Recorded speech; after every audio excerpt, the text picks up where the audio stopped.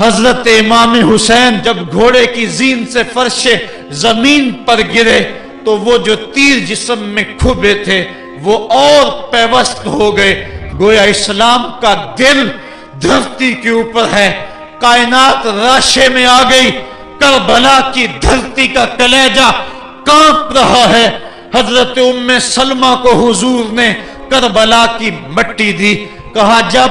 یہ خون بن جائے تو سمجھ لینا کہ میرا حسین شہید کر دیا گیا ہے۔ وہ مدینے کے اندر خواب دیکھتی ہیں کہ آقا کریم علیہ السلام داڑھی مبارک کے اندر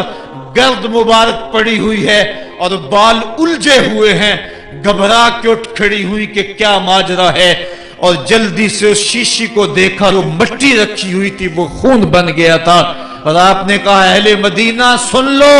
حضرت امام شہید کر دیے گئے ہیں۔ ادھر امام حسین خون اور خاک کے اندر تڑپ رہے ہیں، اور آپ کے جسم نازک پر برچھیوں، تیغوں اور تلواروں کے ساتھ جو ہے وہ لوگ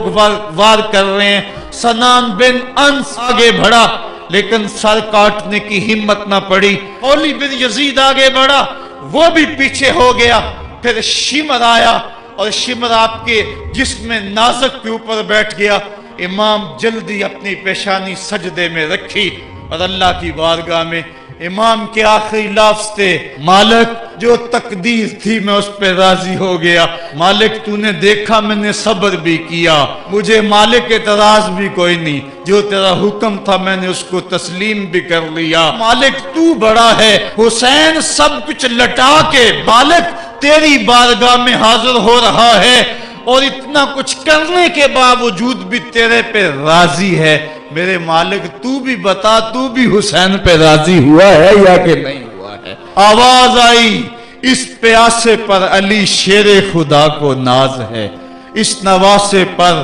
محمد مصطفیٰ کو ناز ہے۔